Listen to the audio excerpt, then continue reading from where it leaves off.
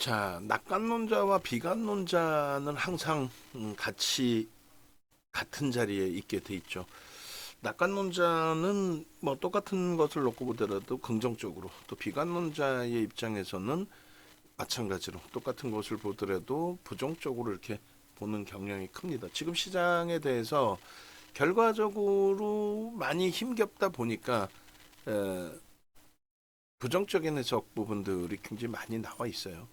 근데 실질적으로는 굉장한 기회가 될 수 있다라는 것을 매번 강조를 드립니다. 그 이유는 뭐 다른 거 별로 없어요. 다른 거 별거 없습니다. 그래서 지금 시간에 미국 선물 거래도 뭐 나쁘지 않고, 뭐 월봉 이렇게 놓고 보시면은 2015년 이후에 기준에서 로그 차트를 놓고 보시든 그냥 보시든 뭐 상관없어요. 이제는 뭐 다시 또 신고가 사상 치듯이기 때문에 다우지수 업종 대표주 30개 종목에 대한 흐름에서 사상 최대치 신고가의 흐름이 나와 있고요.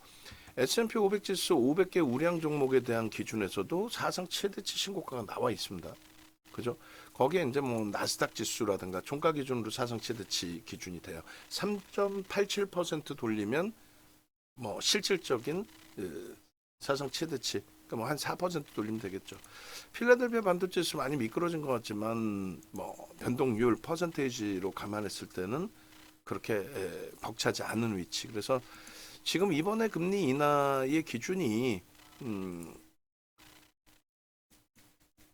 경기가 둔화됐다라는 그 우려감 때문으로 형성되는 것이 아닌 뭐 선행적으로 경기를 부양하기 위해서 선행적으로 내렸다 이렇게 이제 인식이 되고 그대로 쭉 지금처럼의 슈팅을 잡아 나가준다라고 한다면 어차피 성장주에서 탄력이 나오죠. 뭐 국내 증시 기준에서도 결국은 금리 인하에 대한 부분에 가장 쉽게 노출되어져 있는 쪽이 누구예요? 성장주들이 무너지는 건데 뭐 오늘도 뭐 유한양행 강세로 잘 돌려놨고 그다음에 알테오젠이나 이런 쪽 눌리긴 했지만 알테오젠 또 HLB 꼬리 달렸지만은 또 삼성 바이오로직스의 흐름 이런 쪽의 흐름들이 매우 긍정적으로 진행되고 있다라는 것은 성장주에 대한 무게감을 여전히 싣고 가도 나쁘지 않다. 필라델피아 반도체 지수가 2015년도 금리를 올릴 만큼 경기가 확장됐을 때 슈팅, 슈팅하고요. 그리고 유동성의 슈팅하고요. 그 다음에 요 고점을 넘기는 4,000포인트를 넘기는 흐름에서 뭐가 뒷받침됐죠?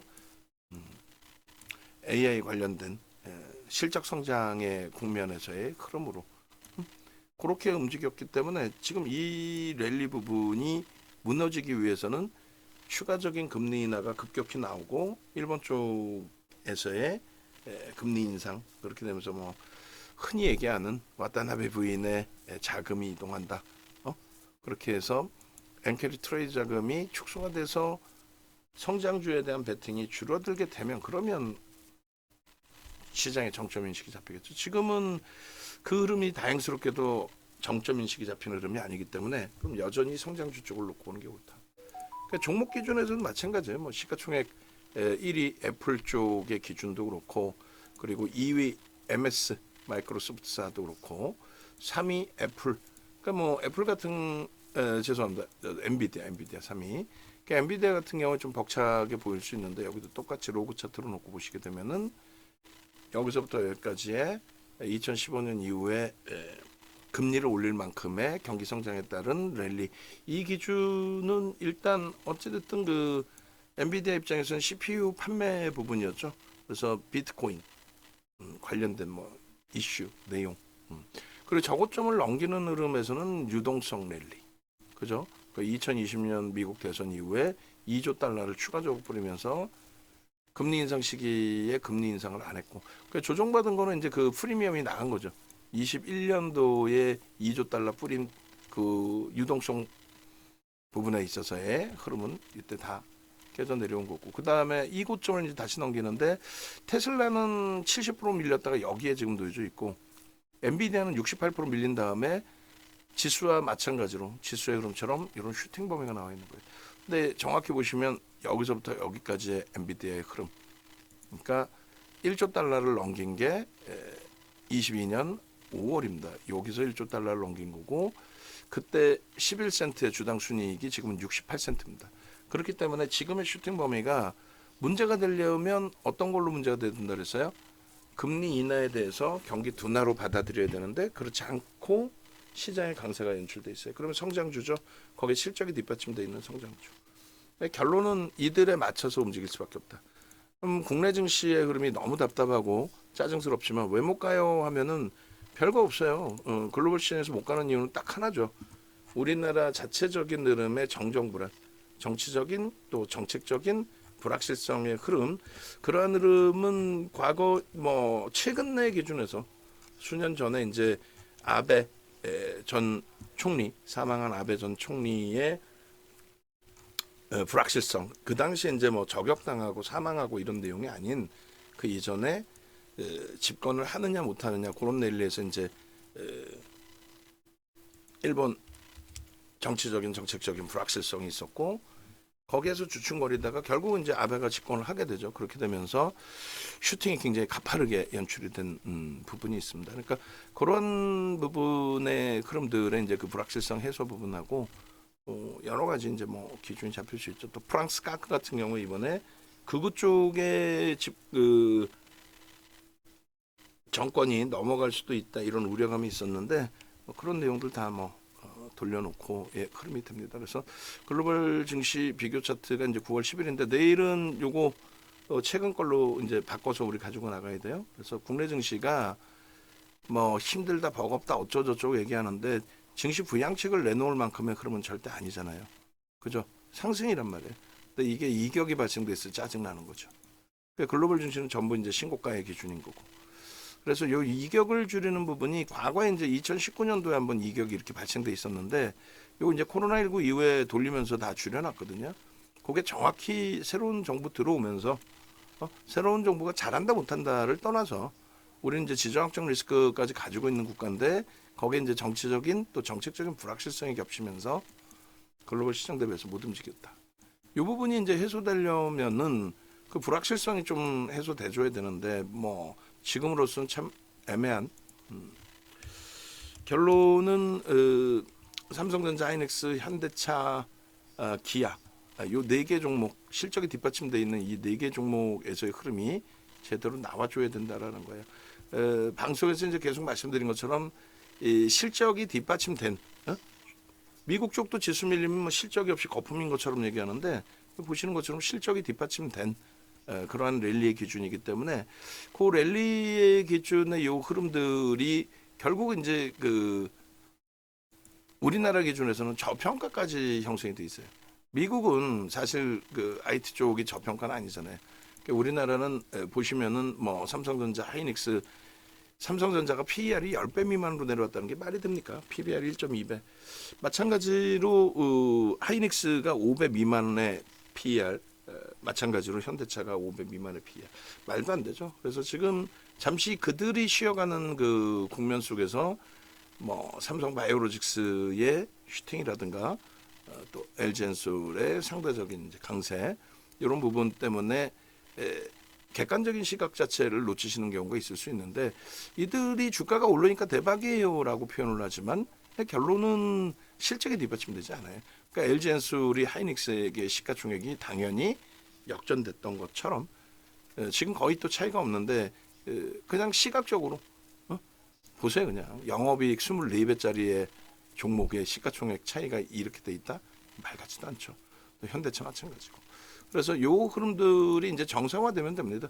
IT 쪽의 조정을 뭐 삼성전자나 하이닉스에 대해서 이제 뭐 피크아웃, HBM 쪽의 피크아웃부터 해서 뭐 전체 반도체 피크아웃 또 모바일 쪽이 어쩌고 저쩌고 결론은 지금 현재 그 삼성전자나 하이닉스 쪽의 수급 부분이 좀 꼬여져 있다 할지라도 이렇게까지 밀려 내려올 기준은 일단 아니라는 거죠. 너무 과도하죠. 너무 과하죠. 그러니까 이때 당시 기준의 수급 이게 지금 대략적으로 2억 8천만 주 정도 됩니다. 22년 10월 이후부터 2022 뭐 10월 1일부터 9월 말 10월 11월 달부터로 잡아야 되나요? 11월 달부터 보시죠. 그래서 일단은 외국인들이 6%에 달하는 그런 매수가 형성이 돼 있단 말이에요. 그래서 9월 말 10월 초 저점이니까 10월 1일부터로 잡았을 때 기준입니다. 그래서 일단은 그 금융투자 쪽의 기준은 뭐예요? 그 ETF 상품이라는 해치 물량이라고 그랬죠. 결론적으로 외국인들의 저 수급, 저 수급의 기준, 저걸 뭐 삼성전자 대표적으로 좀 잘라서 올려드릴게요. 과한 거예요 지금. 많이 과도하게 미끄러져 있다라는 겁니다. 유통 물량이 제한적인 종목인데 그 유통 물량 제한적인 종목의 삼성전자의 기준에 60억 주 정도 하니까 대략적으로 뭐 5% 가까이 들어와 있는 그런 흐름이 되는데 저 평균 단가도 무지하게 높아요. 그럼에도 불구하고 이제 주가만 주구장창 깨져 내려와 있으니 막 부정적인 해석을 해요. 지금 외국인들 지분이 54.55입니다. 그럼 54.55를 갖고 있는 외국인은 바보냐는 거야. 윤정도보다 똘똘할 거 아니에요. 그죠? 그리고 요 흐름에서도 하나 놓고 보셔야 될 부분이 이제 3월 달 거를 잘라서 보여드릴 건데 외국인들이 여기서부터 여기까지 들어온 외국인이 있을 거 아니에요. 그죠? 저기서부터 저기까지 들어온 외국인들이 예를 들어서 단타 치러 들어왔다 손절한 건가요? 아니겠죠. 이 밑에 물량의 차익 실현 범위가 있을 수 있겠죠. 그러니까 손바뀜의 기준으로 해석을 한다는 거예요. 지금 최근 내에 삼성전자에 대해서 9월 들어서의 매도가 굉장히 공격적이거든요. 그 9월의 공격적인 매도 부분을 놓고 보시게 되면은 모건 스탠리 쪽에서 한 3천만 주 나왔나요? 저도 다시 볼게요. 얼마 전까지 2,600만 주였는데 자 미안한데 그 창문 좀 다 열어버리실래요? 제가 에어컨을 아까 꺼버렸거든. 창문 싹 한번 열어봅시다. 그래서 더우면은 뭐 에어컨 다시 틀면 되니까. 그리고 이제 요 매매 평균 단가 좀 한번 놓고 볼 거고, 그다음 최근 내 흐름도 좀 놓고 볼 거예요. 그래서 일단은 2022년 10월 1일부터 해서의 외국인들만 샀잖아. 7만 900원, 그러니까 7만 1,000원이 매수 평단입니다. 할인이 어마어마하게 돼 있는 거죠. 할인이 어마어마하게 돼 있는 거예요 지금. 이 할인을 받고 할인을 한 상태에서의 거래가 형성돼 있다라는 걸 그걸 말씀드리는 거고. 그리고 이제 또 하나의 기준은 사실상 삼성전자까지만 자를게. 내일 어차피 내일 방송 갖고 나갈 때 그때 뭐 또 자르는 걸로 기준을 잡고. 그래서 그 7만 1,000원 대비해서 이렇게 15% 가까이 할인을 받고 살 수 있는 기회가 과연 얼마나 될까? 향후에도 얼마나 될까? 그리고 올해 이제 3월 20일입니다. 24년 3월 20일 2024 03월 20일부터 해서 78,600원이에요. 제가 주장하는 것처럼 만약에 이게 손바뀜이다라고 한다면 올해 들어서 외국인들이 산 매수 평균 단가 78,000원이거든요. 그러니까 그게 이제 누적으로 수급이 있느냐 없느냐를 따지는 기준이잖아요. 근데 지금의 기준으로 따진다면은 제가 말씀드린 것처럼 손바뀜의 기준이라고 한다면 그렇다면은 뭐 어마어마한 그러니까 요게 잘 고민을 해보셔야 되는 게 외국인들이 지금 2천만 주 매도가 됐단 말이에요. 근데 이게 가장 많을 때가 그러니까 그 3월 20일 이후에 8,600만 주, 그 다음 범위가 1억 주, 그리고 개인들이 뺏긴 걸 기준 잡았을 때 1억 2천만 주까지 뺏겼어요. 그러니까 2%. 외국인들 기준에서 1억 1,200만 주 뭐 이렇게 들어왔는데 거의 2% 들어왔다고 보시면 돼요. 그죠? 그럼 2% 들어왔던 저 외국인이 저는 아무리 생각해봐도 저 물량을 그대로 그들이 손절했다? 그게 말도 안 되는 소리. 바보입니까? 아니 바보예요. 그들이. 저는 절대 그렇게 생각 안 한다는 거예요. 그 결론은 이제 이 금융투자 ETF 상품까지 이제 또 매수로 다시 살짝 돌려지고 있는 과정이기 때문에 저 부분을 뭐 긍정적으로 해석해서 놓고 보더라도 나쁘지는 않을 것 같아요. 지금 당장은 신경 부분이 있다 할지라도 그죠. 그래서 차트 부분 놓고 보시면 이렇게 돼 있어요. 한번 고민해 보자고 이거를 여러분들께서도 보시면서 야 저걸 진짜 외국인들이 저기서 손절을 했을까? 손절하고 나간 걸까? 뭐 물론 그런 물량도 있을 수 있어요. 근데 과연 그게 그럴까? 라는 의구심이 든다는 거예요. 그 부분에 대해서 여러분들이 한번 좀 고민을 해보세요. 그래서 이 부분을 지금 차트를 올려드릴 건데 원고 작업하시는 분은 이제 뭐 내일 뭐 거의 비슷비슷한 흐름이 되겠죠. 그러니까 요거 그대로 올려드리는 순서대로 이제 기준 잡으시면 될 것 같아요. 그래서 차트 주봉 월봉을 이제 잘라서 올려드릴 건데 일단은 먼저 이제 우리 VVIP 그리고 일반 방에도 이 차트는 삼성전자 차트는 올려놔드리도록 하겠습니다. 그리고 나머지는 뭐 변동성 종목 좀 힘겨울 때 또 나머지 변동성 종목군들 들여다보면 되는 거니까. 그래서 누적 수급 범위 그리고 그 수급에 대한 또 수급의 매수 평균 단가 그렇게 해서 이제 한꺼번에 좀 올려드리고 그리고 두 번째 올해 들어서의 수급 범위에 대해서도 한꺼번에 좀 올려놔드리도록 하겠습니다. 그렇게 해서 이 스스로가 우리 스스로가 한번 좀 고민을 해보자라는 거예요.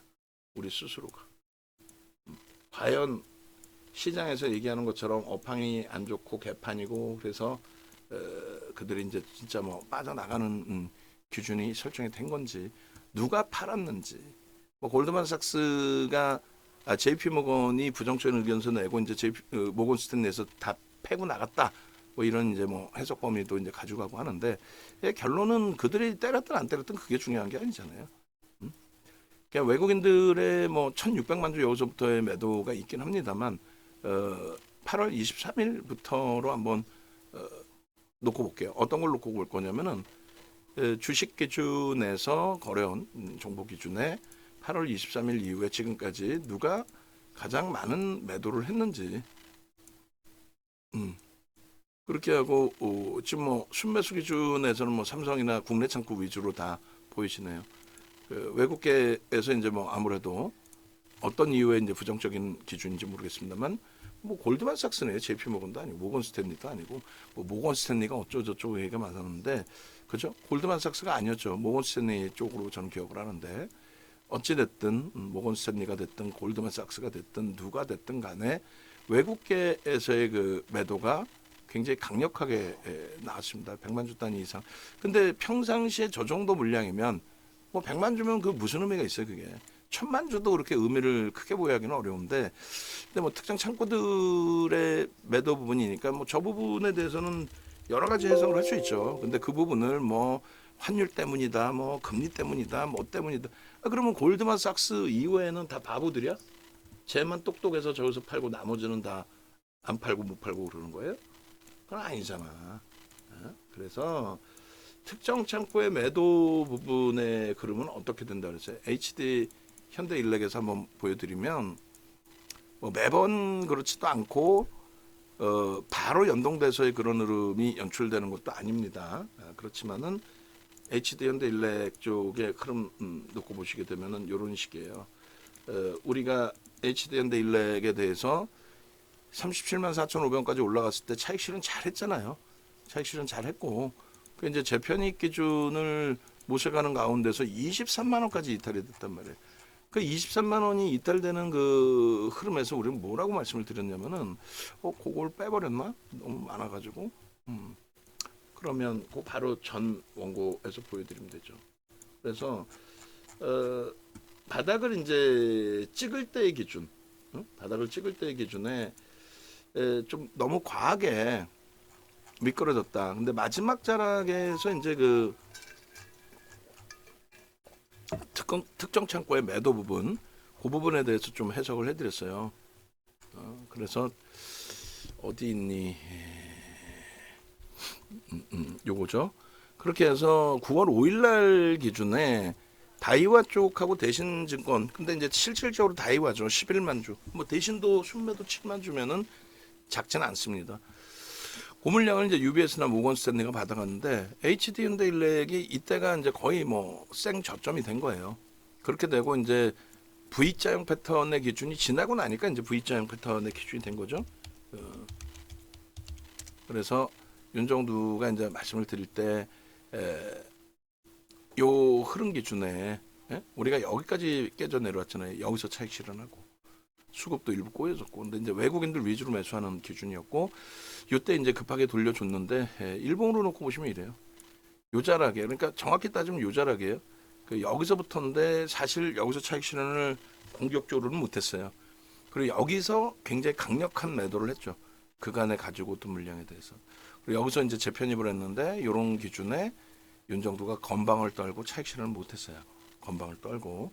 그리고 여기서 또 이제 뭐 이 쇼크는 없을 거다 하고 또 건방 떨고 또 차익 실현 못했어요. 그런데 그 정도 가져가더라도 뭐 나쁘지 않다라고 했었던 종목이라서. 근데 결론은 여기까지 밀려 내려올 때 이제 우리도 패닉이죠. 뭐 시장의 영향이든 뭐든. 그러니까 요 기준에 5일 날이 이날입니다. 그리고 바로 강력하게 돌린 게 아니라 이렇게. 근데 이제 요 기준에서 이제 그 전략 설정해 드릴 때 우리는 요 설정을 잡아드렸죠. 그러면 잘 생각해 보시면 돼요. 이게 예를 들어서 분봉이냐, 일봉이냐, 주봉이냐, 월봉이냐, 그게 중요하잖아요. 요자락이었거든요. 근데 이게 만약에 주봉이라고 칩시다. 그러면 이렇게 돌릴 수도 있는 거고. 삼성전자 지금 요자락이라는 거예요. 요자락이지, 요자락 이제 이 물량, 응? 골드만삭스에 맞았고 요자락.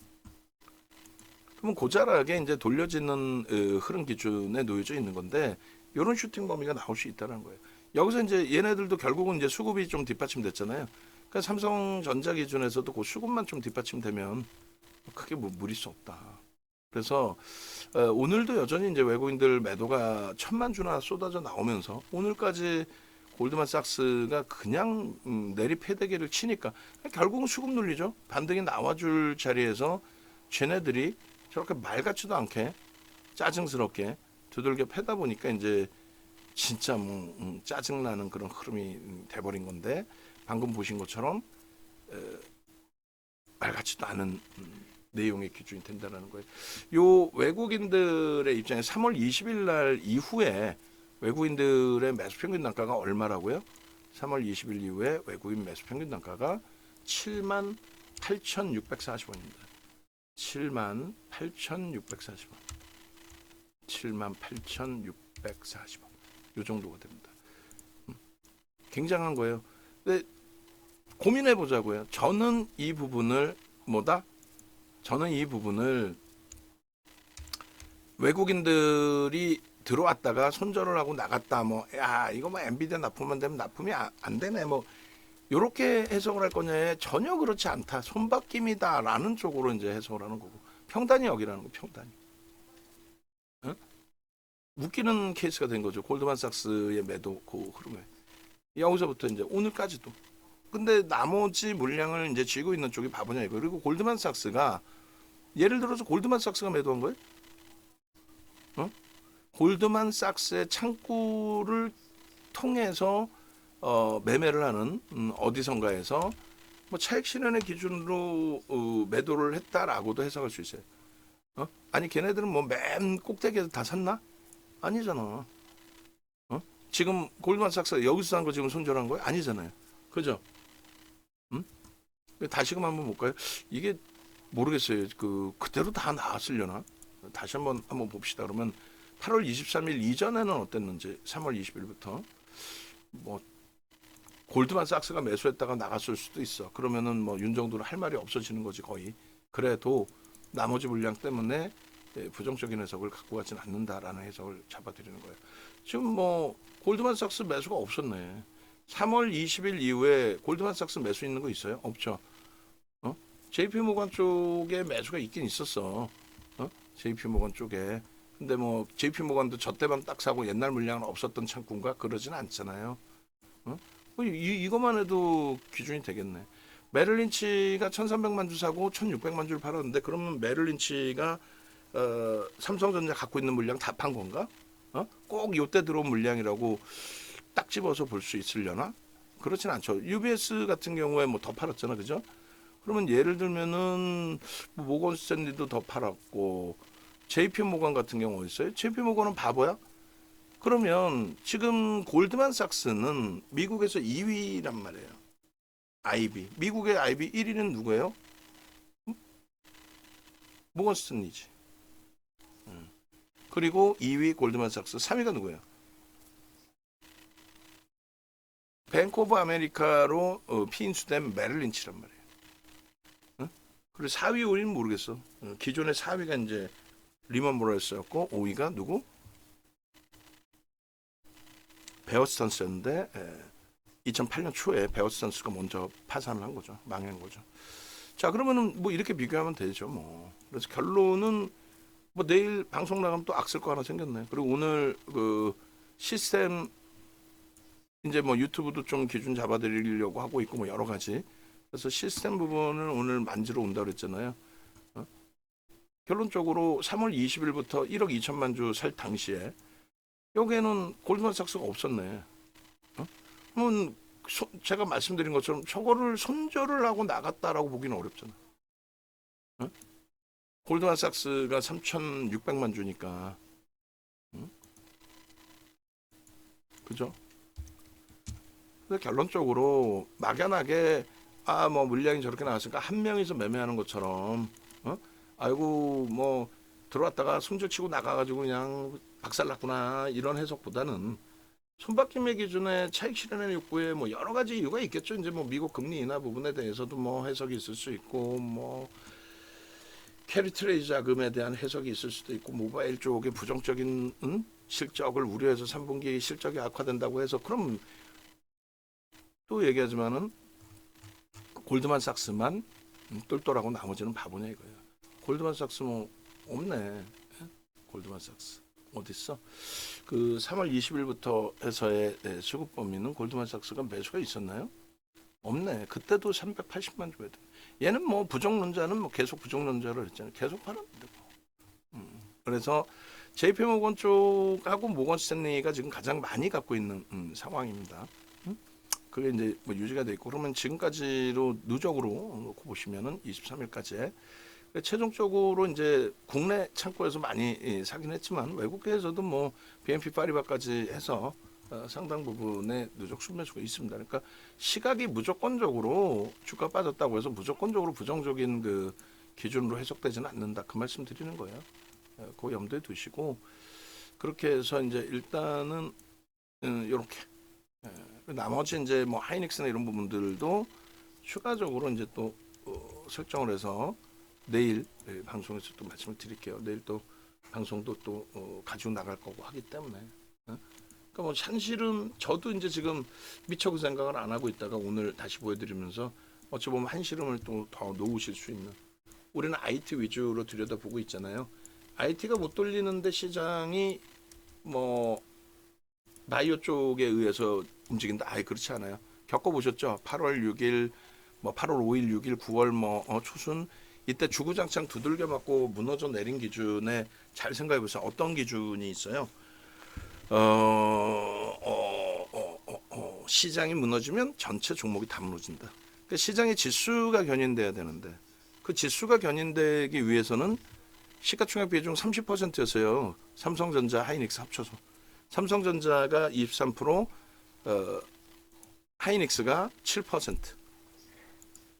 원래는 뭐 마감 방송 굉장히 짧게 끊어드리겠습니다라고 했는데 또 길어지네요. 속으로는 마케팅을 많이 해야겠다라고 생각했는데 뭐 마케팅보다는 뭐 여러분들께 오히려 더 유료 회원님이시든 무료 회원님이시든 또 도움이 될 수 있는 얼마까지 밀려 있어요? 23%에서 18%, 하이닉스 7%에서 5.7%. 말이 안 되죠, 이거는. 농담하는 게 아니라 말이 안 되는 겁니다. 그래서 시가총액 그 상위 종목군들의 기준에서의 흐름에 아까 말씀드린 보여드린 그 실적, 그 실적, 그 실적표 하나만 올려드리세요. 그냥 복사해가지고 옛날 거에도 상관없어, 안 고쳐도 돼.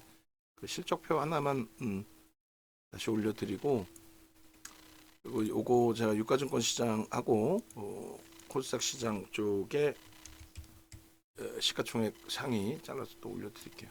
그래서 지금 뭐 코스닥 시가총액 1위 알테오젠까지 해서 우리는 매매를 잘 해왔고 셀트리온 제약이 10위네요.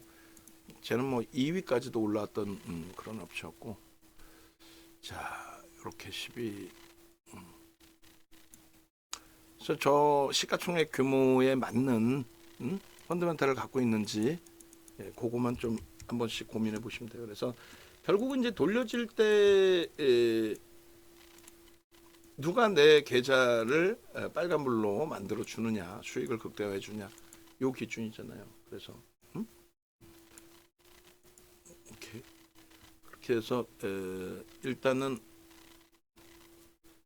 저 흐름들에 대한 기준점들을 다 좀 이해를 하실 수 있어야 되고 여러분들 걸로 만드실 수 있어야 됩니다. 차트 부분 다시 이제 삼성전자 쪽의 기준을 잡아오면 두 가지 주봉 월봉을 잘라 드릴 건데 두 가지 기준이 돼요. 첫 번째 기준은 당연히 재판단의 기준에서는 거래는 당연히 이제 주봉 기준에 1억 5천만 주씩 터져야 되는 게 당연한 거고, 수급은 당연히 하향돼서 안정화되는 게 굉장히 중요한 기준이 되죠. 뭐 이렇게 공격적으로. 그리고 매매 평균 단가의 기준, 요 매매 평균 단가 여기서 얼마나 우리가 할인을 받고 있는지 그 부분에 대해서 굉장히 좀 죄송스러운 표현이지만은 행복함을 가져갈 수 있어요. 행복함. 잘 생각해 보세요. 잘. 여기에서 이렇게 들어온 수급이 조금 전에 보여드린 것처럼 이게 손절하고 나간 거예요? 그렇게 보여지지 않는데, 그죠? 창구의 동향. 아예 창구 뭐 바꿔서 팔 수 있죠. 저건 창구를 바꾸질 않아요. 소형 잡주에서 이제 속이기 위해서 주가 조작을 하는 경우에 그런 경우가 있을 수는 있겠지만은 전혀 뭐 그런 케이스는 극대형주에서는 없습니다. 그 수수료만 해도 뭐 감당 안 되죠. 남의 창구를 왜 써? 내 창구가 있는데. 그리고 그 창구를 통해서 이제 외국계 기관 투자자, 국내 기관 투자자의 흐름 범위가 형성이 돼 있는 거지. 요 정도. 여기서도 이제 수급 논리까지 놓고 보면 뭐 여기까지 그냥 이렇게 매수의 기준이다. 그리고 지금 과하게 미끄러져 있기 때문에 지금도 완전한 매수 기준으로. 근데 기술적으로 이제 거래를 수반하고 수급 뒷받침되면서 이제 움직임 복추는 그 흐름을 놓고 오는 거죠. 지금의 범위는 중립으로 보겠다.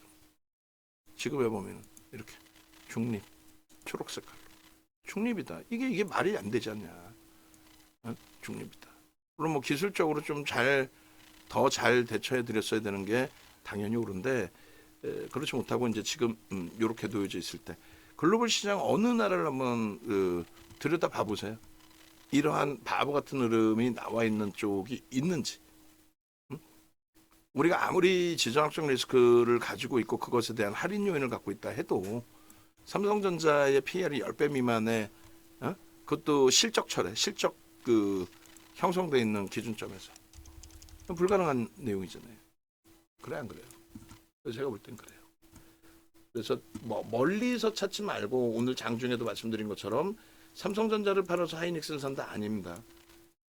또 하이닉스를 팔아서 한미반도체를 산다 아닙니다. 또 그들을 팔아서 뭐 YC를 산다 그것도 아닙니다. 결국은 그들을 팔아서 한미반도체, 한미반도체를 팔아서 하이닉스, 하이닉스를 팔아서 삼성전자. 그러니까 하이닉스 같은 경우에 그나마 지금도 많이 가지고 계신 분들이 계십니다만 55% 비중에서 10%까지 줄여서 대처를 했다라는 것에 그나마 더 긍정적인 해석을 가져갑니다. 지금 이 위치에서도 똑같습니다. 71,000원이라는 가격이 22년 이후의 평단입니다. 71,000원이라는 가격이 5% 가까운 4%대 이상의, 그래서 요 평균 단가 대비해서 말도 안 되는, 그리고 뭐 21년도 고점 찍고 나서의 뭐 흐름으로 해석을 해도 되고 여러 가지 기준을 잡을 수가 있는데 요 71,000원이라는 흐름 이게 말이 됩니까? 그러니까 요 정점 글로벌 증시가 전부 이제 저점을 찍고 돌려놓은 흐름의 위치거든요. 그러니까 수급이 이제 요 정도 꼬여 있어요. 근데 지금까지의 누적적인 수급 범위가 어찌됐든 5% 가까운. 근데 그 5%가 어마어마하다라는 거죠. 그 5%가. 그러니까 그 5%라는 기준이 유통 물량이 없는 종목의 5%잖아요. 그러니까 삼성바이오로직스가 1.5% 들어오고 50% 땡겼어요. 왜요? 유통 물량이 없어. 유통 물량이 대주주하고 외국인들 하면 95%. 응? 그런 와중에 1.5가 들어왔다는 거예요. 얘도 마찬가지예요. 대주주가 32.79, 외국인이 54.5인데 그럼 합산하면은 87% 되잖아요. 그 중에 5%는 이제 외국인 지분 그 신고한 거 공유된 지분이라서 82, 3% 정도가 대주주와 외국인 그다음에 기관 지분 빼고 나면 없죠. 응? 그리고 차익 실현이냐라고 했을 때 다들 무슨 차익 실현이야 손절이지 무슨 손절이야 안 갖고 있는 사람들이 그런 소리 엉뚱한 소리 하는 거예요. 얘가 8만 6천 원 이상에서 거래된 게 며칠이라 그랬어요. 거래일수로 16거래일 뿐이 안 돼요. 8만 6천 원 이상에서 16거래일 이번에 말고 앞전에 그 대부분 다 그 밑에서 거래가 됐단 말이에요. 최고가 96,800원? 아이 뻥쟁이들 진짜 9만 원 위에서 거래된 게 5거래일 5거래일 9만 원 위에서 거래된 게 5거래일 그러면 여기서부터 여기까지 이제 평균 거래 단가 자체가 21년 1월부터 한번 따져볼까요? 저도 뭐 따지는 거 어렵지 않아요. 투자 평단 찾아보면 되니까 대략적으로 21년 1월부터 21년 1월에 이제 고점 찍었죠. 찍고 나서의 흐름 보시면은 평단이 얼마 7만 2천 원, 뭐 7만 2천 원, 4천 원, 2천 원이니까 7만 3천 원 정도, 그죠? 7만 3천 원 정도가 평단이 사실 이 전체 2020년 이후에 저 고점에서부터의 평단이 평균 거래 가격이 7만 3천 원 수준. 근데 뭘 그렇게 뭐 손실이 어마어마한 것처럼 당연히 7만 3천 원 대비 6만 2천 원대니까 손실이 있죠. 근데 그게 아니라 그 앞전에 계속 위에서 맴돌고 놀았던 거 아니에요. 올해 들어서 특히. 근데 이 올해 들어서의 그 흐름에 대해서 이 부분조차도 뭐 상대적으로 글로벌 증시 대비 못 올라왔을 뿐인 것을 그것을 뭐 엄청나게 문제가 있는 것처럼 그러니까 안 갖고 있는 사람들의 해석인 거지 가지고 계신 분들 입장에서는 물론 2차 전지 슈팅도 있고 뭐 부럽죠. 그렇지만 뭐 그렇게 해석할 이유가 없어요. 그리고 지금 요 5억 주의 거래량은 터져줘야 됩니다. 5억 주의 거래량은. 왜요? 고점에서 형성돼 있던 거래량 부분이 5억 주, 뭐 4억 주 이렇게 형성돼 있잖아요. 그죠? 최소 범위 요 정도라도 형성이 돼야 됩니다. 어차피 이제 실적이 뒷받침되어 있기 때문에 펀더멘탈적인 부분으로만 놓고 봐도 뭐 충분해요. 그런데 기술적으로 이제 좀 더 탄력이 있기 위해서는 최소 4억 주, 5억 주가 터져주면서 슈팅이 나와주면 된다. 그리고 수급 범위는 말씀드린 것처럼 지금 단기적으로 이렇게 빠져나갔다 해도 그 빠져나간 물량의 상당 부분이 골드만삭스다. 골드만삭스에서 어떤 시각을 가지고 있는지 모르겠지만 그리고 최근 내에 퍼센테이지로 놓고 보든 뭘로 보든 2015년 이후에 2015년 12월 이후에 그게 뭔데요? 경기가 좋아져서 금리를 9년 6개월 만에 올릴 정도로 그 이후의 흐름에 이러한 낙폭의 크게 음봉 떨어진 건 없었다. 제 생각대로라면은 이번 주에 굉장히 가파르게 꼬리를 달고 돌릴 거다라고 기대를 했어요. 근데 뭐 그렇지 못하고 있습니다만 이거는 뭐 너무 과도한 너무 과한 기준이 됩니다. 그래서 2010년 이후에 2022년 10월 이후의 기준하고 21년 전체적인 기준의 평균 단가가 요 가격이라는 거.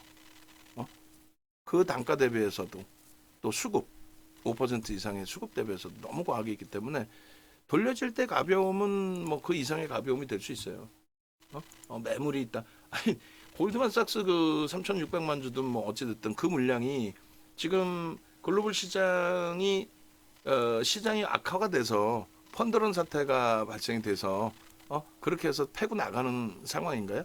그래서 삼성전자에 대해서 이렇게 매도를 했으면 더 이상 안 들어오고 그걸로 이제 끝난 거 안녕 빠이빠이 하는 뭐 그럴 수는 있지 청산하고 이제 뭐 빠져나가는 근데 현실적인 기준에서 놓고 볼 때는요 지금 골드만삭스에서 빠져나간 물량 그 물량만큼 다시 삼성전자에 들어와야 되지 않을까요? 제가 생각할 때는 뭐 그렇습니다. 그래서 지금이 이제 시장의 정점이고 펀드런 사태에 놓여져 있고 자금이 전체적으로 시장에서 글로벌 시장 전체적으로 또 우리나라에서도 빠져나가는 위치다라고 한다면 그렇다면은 삼성전자를 대사하지 않겠죠. 근데 그게 아니잖아요 지금. 그럼 삼성전자를 대사해야 되는 포트폴리오 구성을 갖춰야 되는 전체 시가총액 비중의 23%이기 때문에 지금 뭐 18%까지 내려왔잖아요. 다시 채워야 될 수밖에 없는. 그냥 단순 논리로 그냥 뭐 얘가 어쩌고 그거 생각하지 마시고 조금 전처럼 어려우면 실질적으로 누적 수급이 얼마큼 들어와 있는지 평균 단가는 어느 정도 되는지 야 이번에 누가 팔았냐 이 녀석들 좀 잡아내봐라 누구니 확인 좀 해보자. 그래서 지금 케빈 선생님께서 이렇게 올려주셨는데 확인해 보니까 어때요? 모건 스탠리가 아니라 골드만삭스가 팔았어. 그러니까 이런 뉴스 여러분들이 참조하시고 보시는데 결론은 얘네들 창구로 들어오는 수급 범위의 기준에 있어서 JP모건하고 모건 스탠리는 어쨌든 이번에 그대로 매도의 강도 부분이 4위뿐이 안 돼. 글로벌 시장 미국 시장의 1인데 그잖아요. JP모건의 매도 강도는 뭐 우리나라 기준에 8위뿐이 안 되고 그러면 3월 20일부터 지금까지 총 누적으로 따졌을 때 JP모건이 3위란 말이에요. 응? 뭐 모건 스탠리나 JP모건이나 뭐 같은 계열이지. 근데 그 부분에 이제 골드만삭스가 오히려 아까 보신 것처럼 3,600만 주 골드만삭스가 오늘 것까지 다 포함해서. 그래서 뭐 얘네들 나쁜 애들이에요. 뭐 이번에 뭐 선행 매매에 대해서 뭐 금융당국이 뒤돌아다 보고 있다. 들여다보면 개뿔 뭔 상관 있어. 들여다보면 뭐 문제 있나요? 전혀 없어. 전혀. 그래서 이러한 흐름들에 대한 좀 너무 과도한 해석 부분은 굳이 필요 없다. 이런 식으로 말씀드립니다. 그래서 삼성전자 부분에 목표치 설정 범위 이제 1차 뭐 조절을 해서 뭐 7만 원 이렇게도 설정할 수 있겠지만 아니에요. 우리 기준에서는 비중 뭐 깜짝들 놀라시겠지만 우리야 뭐 놀랄 이유가 없죠. 주력 포트폴리오에 이제 40% 비중을 담고 있고 굉장히 많이 지금 힘겨운 상태고 그렇지만 유지하면서 8만 원 이상의 목표 주가를 설정한다. 그게 언제까지요? 제가 볼 땐 농담이 아니라 올해 안으로는 사상 최대 신고가를 넘길 수 있을 걸로. 글로벌 시장은 다 멀쩡하게 그렇게 가고 있고 실적이 뭐 상상을 초월하는데 이게 말이 됩니까? 9.43배, 1.21배 이게 말이 된다라고 생각해요? 여러분들이 생각하실 때 그렇다고 컨센서스가 막 하향되는 흐름이 아니라 상상을 초월하는 실적 철회. 거기다 차트 다시 한번 월봉 보시면 지금의 기준이 2015년도 12월 달 이후의 기준으로 놓고 따져보실 때 뭐 로그 차트로 보시는 게 더 나아요. 무슨 말이냐면은 이때도 실적이 사상 최대치를 향하던 그 시점이에요. 18년도에 사상 최대치였고 그리고 20년도에는 유동성 랠리였죠. 그러고 나서는요. 지금의 위치 역시나 사상 최대치 실적의 기준에서의 흐름인데 이 당시 대비해서 실적이 제한적이지 않느냐. 자사주익 소각 14% 했어요. 그것 이외에 펀더멘털적인 부분을 재차 해석하는 부분에 인플레이션 효과 부분이라든가 이런 부분까지 다 감안해서 시장의 유동성에 대한 부분까지 해석을 해야 될 거 아니에요. 결론은 상당히 많이 과매도 권역에 놓여져 있다. 그런 부분을 놓고 해석했을 때 찾아. 아시겠죠? 그래서 뭐 하이닉스 변동이 더 가벼울 것처럼 보여지고 또 실질적으로 이렇게 낙폭이 지금 많이 줄어들어져 있는 상태에 삼성전자가 좀 제한적이어서 아쉬운 부분도 있고 수급도 이쪽은 이제 조금 안정화되고 있는데 좀 아쉬운 부분이 있습니다만 우리는 삼성전자 기준으로 설정을 해서 놓고 본다. 그거 말씀을 드립니다. 아시겠죠? 그렇게 해서 외부에 계신 분들의 기준에서도 네 그러세요. 얼른 퇴근하세요. 미리 얘기를 하지 몸이 안 좋으면 몸이 안 좋으셔가지고 좀 일찍 퇴근해야 된다라고 쪽지를 적어 오셨어요. 자 일단은 이렇게 해놓고 보시면 돼요. 외부에 계신 분들의 기준에서는 네이버에서 윤정도 검색하셔서 지금 이것에 대한 제목은 글로벌 시장 다 보고 했지만 삼성전자로 설정을 할 겁니다. 그렇게 해서 삼성전자에 대해서 어느 누구도 지금 뭐 긍정적인 내용을 거의 얘기를 안 하겠지만 우리는 매번 시황을 얘기할 때 삼성전자를 빼놓지 않고 얘기한다. 네이버에서 윤정도를 검색하시든 유튜브에서 윤정도를 검색하셔서 찾아오시면 뭐 알테오젠, 유한양행, 뭐 YC, 실리콘트, HD, 현대일렉트릭, 하이닉스 다 있습니다만 여기에 이제 그 포트폴리오 점검 이런 부분의 전략이 전부 삼성전자를 설정해 놓고 있는 거예요. 그 부분 참조하셔서 대처하시고, 그리고 홈페이지 찾아오시면 이렇게 돼 있어요. 그래서 일단은 뭐 삼성전자부터 먼저 말씀을 드리고 나머지 또 종목군들 설정을 해서 설명을 드릴 겁니다. 전체 포트폴리오 이제 그 종목군들 쭉 볼 거고, 금요일 날 차익 실현한 HD현대인력이나 금요일 날 차익 실현한 알테오젠, 또 금요일 날 차익 실현 이후에 재편입하고 오늘 다시 좀 차익 실현하자라고 한 유한양에, 오늘 신규적으로 좀 들여다본 종목군에서 눌림이 있었죠. 그 종목군들 같이 볼 거예요. 웹에 계신 분들 이제 자산 규모가 1억 이상이신 분들은 VVIP 방으로 오시고, 그리고 1억 이하이신 분들은 VIP 방에서 함께 수익 범위 좀 가져가시고, 그렇게 해서 대처하신다면 요번 장 글로벌 시장 뭐 폭등 랠리 나온 요번 장 결코 나쁘지 않으리라 생각합니다.